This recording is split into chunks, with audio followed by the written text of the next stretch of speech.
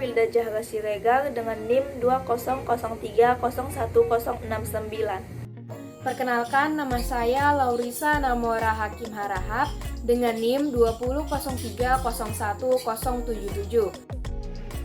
Assalamualaikum warahmatullahi wabarakatuh. Perkenalkan, nama saya Muhizar Spesial Pelevisiaan dengan NIM 20030101078.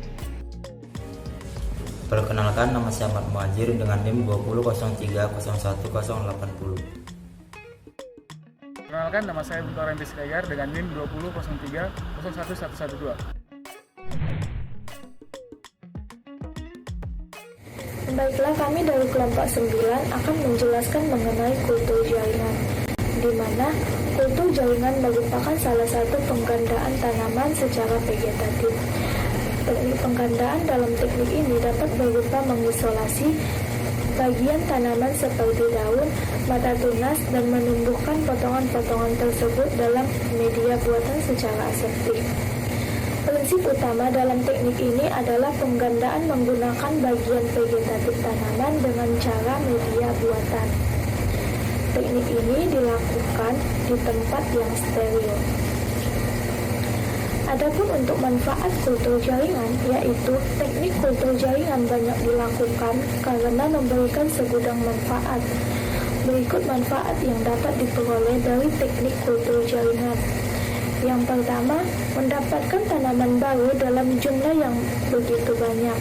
Selain itu, penggandaan tanaman menggunakan kultur jaringan hanya memerlukan waktu yang relatif singkat. Kedua, tanaman yang dihasilkan akan memiliki kesamaan secara fisiologi dan morfologi dengan induknya.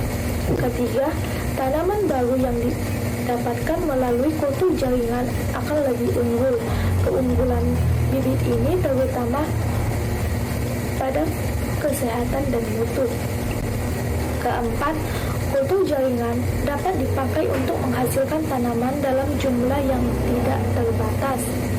Kelima, bibit yang dihasilkan dari teknik kultur jaringan akan terbebas dari hama dan penyakit. Keenam, Anda tidak perlu menghabiskan banyak waktu untuk mendapatkan tanaman baru. Anda hanya dapat melakukan hal lain yang dapat bermanfaat. Ketujuh, pengadaan bibit yang teknik kultur jaringan tidak bergantung pada musim tertentu. Anda bisa melakukannya kapan saja.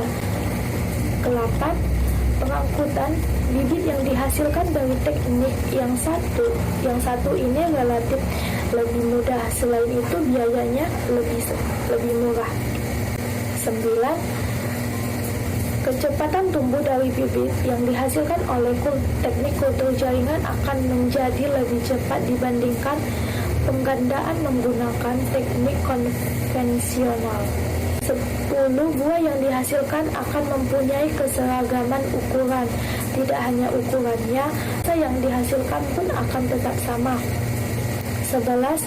Warna buah yang dihasilkan pun akan lebih menarik. Selain itu, buah akan memiliki sifat lain yang tentu lebih menguntungkan.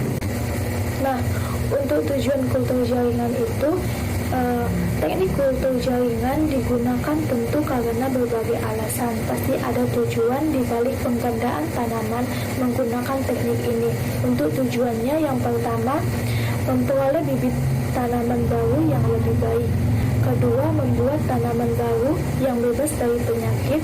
Ketiga, memperbanyak tanaman untuk keperluan ekonomi. Selanjutnya, untuk kelebihan dari teknik kultur jaringan, yang pertama, menghasilkan tanaman yang serupa dengan induknya dengan kualitas yang unggul. Kedua, mendapatkan bibit tanaman yang dengan waktu yang relatif lebih singkat tetapi jumlahnya banyak. Ketiga, pengadaan bibitnya tidak tergantung musim. Keempat, dapat dilakukan di lahan yang tidak begitu. Untuk yang terakhir, kelemahan dari teknik kultur jaringan, yang pertama, biaya yang dikeluarkan lebih mahal. Kedua, butuh keahlian khusus untuk melakukan teknik tersebut. Ketiga, akar tumbuhan cenderung lemah. Keempat, tidak menghasilkan varietas baru. Kultur jaringan Adapun tahapan kultur jaringan yaitu seleksi tanaman pendonor, inisiasi, multiplikasi atau perbanyakan tunas, pembentukan akar, dan aklimatasi. Selanjutnya ada persiapan media untuk inisiasi, yaitu mempersiapkan agar, medium, muraceik, dan skok. Lalu ada gula dan JPT, yaitu 6-benzilaminopurin. Bahan tanam yang sudah dipotong dibungkus lalu dibuat dalam handuk yang lembab dan disimpan pada suhu 4 derajat Celcius. Buang daun-daun dan cuci dengan air mengalir selama 30 menit.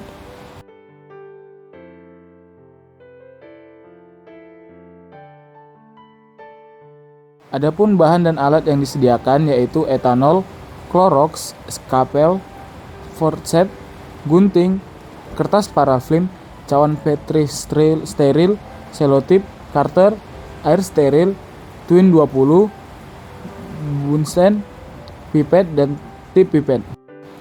Kultur jaringan harus dilakukan dalam kondisi yang aseptik di dalam lav atau laminar airflow.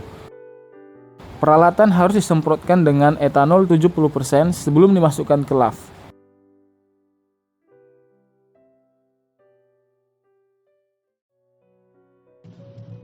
Selanjutnya, disinfeksi atau 70% etanol selama 30 detik dan 10% pemutih selama 10 menit.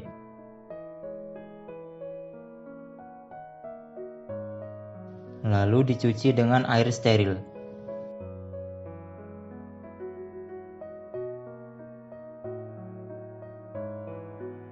Forceps atau pisau bedah harus dicelupkan ke dalam etanol 90% dan dipanaskan atau dinyalakan dengan hati-hati sebelum mengeluarkan.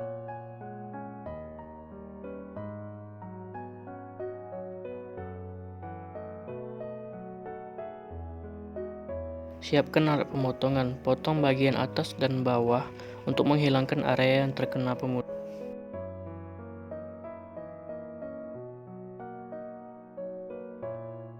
Simpan expand ke dalam tabung dan bagian ujung dari media mengarah ke bawah.